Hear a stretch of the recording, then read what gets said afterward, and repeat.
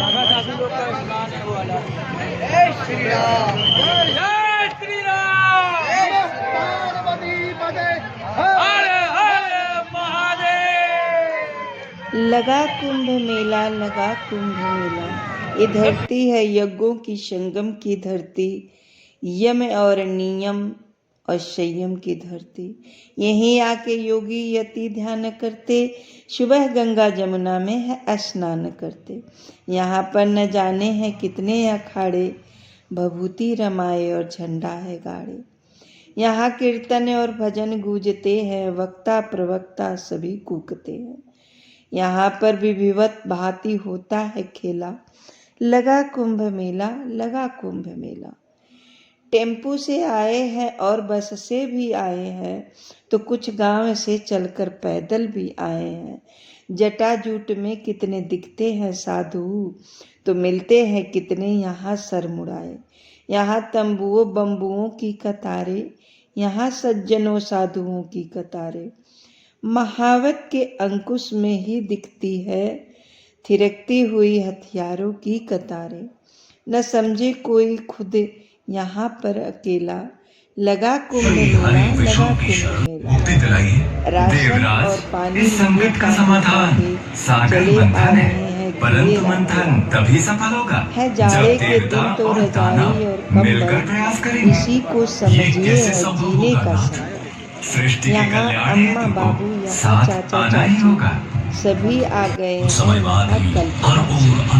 धर्म की करम ये है जिंदगानी, भला कुंभ की किसने महिमा है जानी। बहुत धक्का धुक्की, बहुत खेला खेली, लगा कुंभ मेला, लगा कुंभ।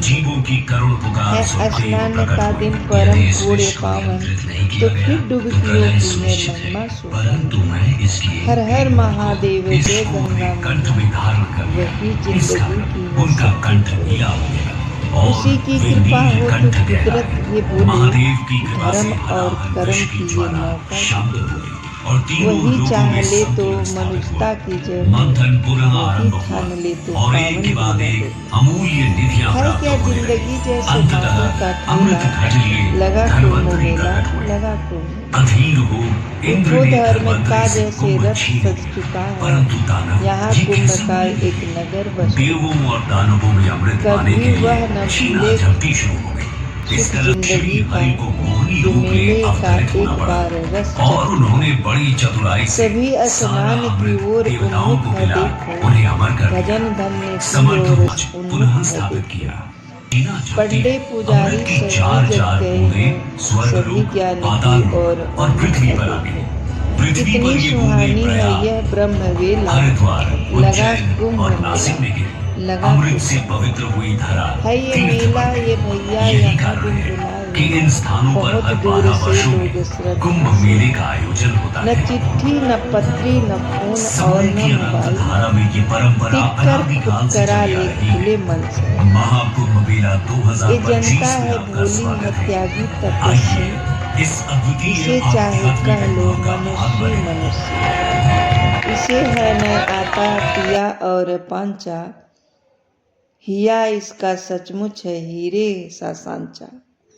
गुरु है किसी की किसी का न चेला, लगा कुंभ मेला, लगा कुंभ मेला। कुंभ मेला समुद्र मंथन से जुड़ी है। पौराणिक कथाओं के मुताबिक देवताओं और असुरों के बीच समुद्र मंथन के दौरान अमृत से भरा कलश निकला था और इस कलश को पाने के लिए देवताओं और असुरों में युद्ध हुआ था। इस युद्ध में अमृत की कुछ बूंदें धरती पर गिरी थी। कहा जाता है कि जहाँ जहाँ अमृत की बूंदें गिरी वहीं पर कुंभ मेला लगता है। हिंदुओं का एक महत्वपूर्ण स्थान है।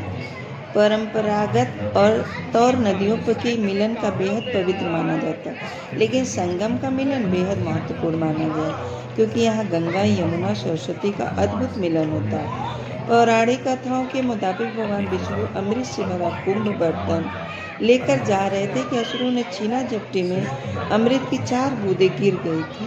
यही बूंदें प्रयाग, हरिद्वार, नासिक और उज्जैन रूपी तीर्थ स्थानों में गिरी।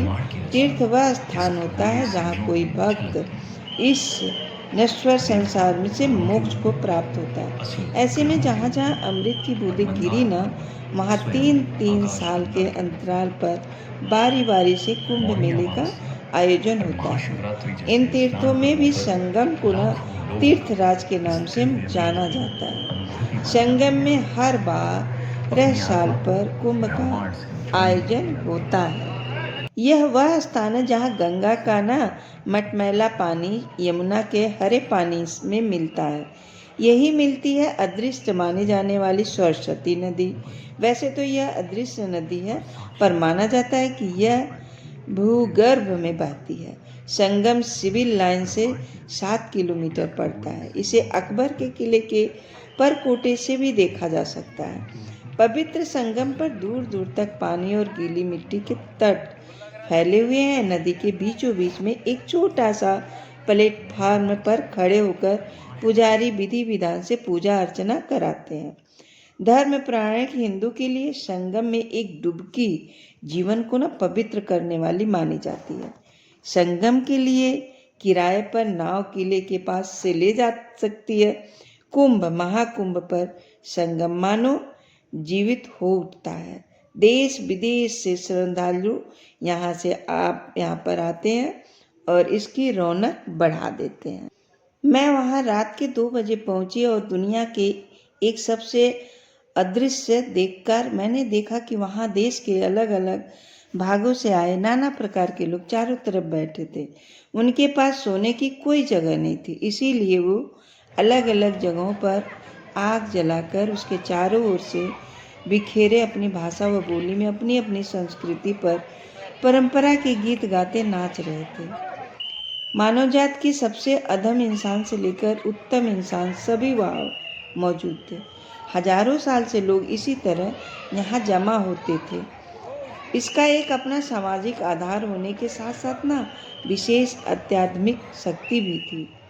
पृथ्वी और चंद्रमा अपने काल चक्रों में घूमते रहते हैं, जिसका असर हर इंसान पर भी पड़ता है। लेकिन ये काल चक्र जो है ना, जीवन के एक चक्र से दूसरे चक्र की यात्रा के दौरान या तो आपके लिए बंधन साबित हो सकते हैं या फिर अपनी सीमाओं के पार जाने के माध्यम बन सकते हैं। एक काल चक्र कई प्रकार के होते हैं और इनमें सबसे लंबा 144 वर्ष का 144 वर्ष में एक बार ऐसा होता है जब सौर मंडल में कुछ विशिष्ट घटनाएं होती हैं जो आध्यात्मिक दृष्टि से बेहद महत्वपूर्ण होती है और इन्हीं मौक़ों पर महाकुंभ मेले का आयोजन होता है। पिछला महाकुंभ मेला 2001 में हुआ था और इस बार 2025 में।